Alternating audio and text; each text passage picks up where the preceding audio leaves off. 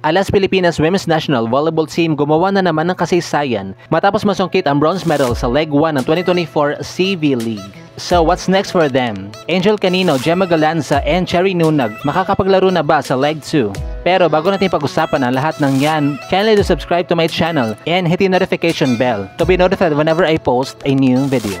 Sa kakatapos lamang ng 4th Southeast Asian or CV League 2024 Leg 1 na ginanap sa Vincoc, Vietnam, ay nakadikdikan nga ng Alas Pilipinas sa bronze medal match ang Indonesia na ilang taon nang binabalasubas ang ating former national team players sa mga nagdaang taon. Ngunit kahapon nga ay determinado na ang ating mga representante na pataobin ang mga Indonesians. Subalit hindi din naging madali ang lahat para sa Alas dahil sa unang set pa lang ay malaki na ang kailangan nilang habulin. Ngunit napigilan nga nila ang Indonesia na muntik na ma-secure ang first set. Habang sa set 2 naman ay tila ba nag-iba ang ihip ng hangin sapagkat masyado naging complacent ang ating mga kababayan kung kahit nabaon ang kanilang score at porsigido din talagang bumawi ang mga Indonesians na siya naman napagtagumpayan nila. In set 3 na kung saan tigi-isang set na ang bawat kupunan ay dito na nga naging mainit-init ang tapatan dahil wala talagang gustong magpaiwan at ilang beses din nagkaroon ng deadlocks. Pero mas gigil na nga ang Alas na akuin ng third set sapagkat ayaw na nila maulit yung nangyari sa kanila sa previous set. At para naman sa fourth and last set ng match shot, maaga na maga ang kalamangan ng ating mga pambato. Though nakakagawa pa din naman ng mini run ang mga Indonesians, pero tumamlay na din ang laro ng kanilang veteran starters kaya kinailangan mo na ipasok ang iilan sa mga young and promising bench players nila na siya namang sinamantala ng Alas na talagang nagtulungan at nagpamalas ng great teamwork and solid connection na naging malaking factors kung bakit nila naputol ang sumpa ng Pilipinas sa Indonesia in 4 sets 25-23, 15-25, 25-23, and 25-21.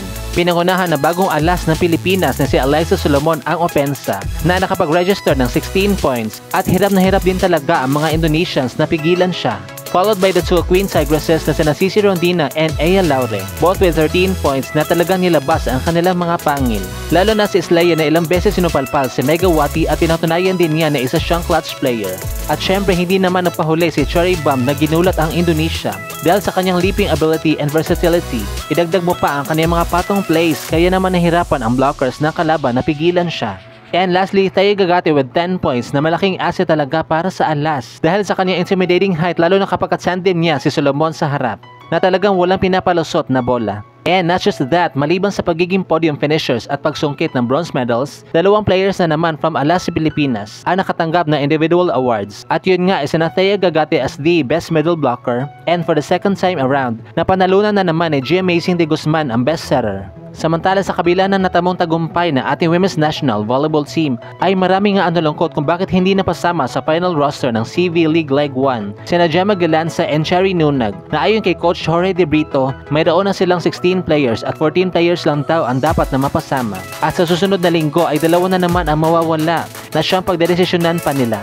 At patungkol naman kay Angel Canino, well, bago pa man magsimula ang nasabing International League, inanunsyo at kinumpirma na mismo na Alas head coach na hindi nakabilang sa lineup si Angel. Kaya hindi na din ito makakapaglaro both in Leg 1 and Leg 2. Sa kadahilanan na may mga commitments pa ito with DLSU. And just recently, nanalo nga ang kanyang kuponan sa 39th Kariawan Women's Festival Volleyball Tournament na ginanap sa Davao City, wherein siya ang tinahal na best outside hitter and most valuable player. At kailangan na din ito bumalik sa Manila upang mag-focus naman sa kanyang academics. Lalo na't ang schedule ng final exam week sa DLSU ay from August 1 up to August 7, 2024. Though wala pa namang official statement si Coach Jorge De Brito kung sino-sino na naman ang mapapabila sa final roster na maglalaro para sa Leg 2 ng CV League 2024. Pero malabo na talaga makabalik si Angel Canino para sa Alas Pilipinas for at least this year dahil marami pa itong inaasikaso with her studies at mas may posibilidad pang makapaglaro sina Gemma Galanza and Cherry Nunag na mga reserve players na national team. At dito na nga po nagtatapos ang ating video. Thank you so much for watching.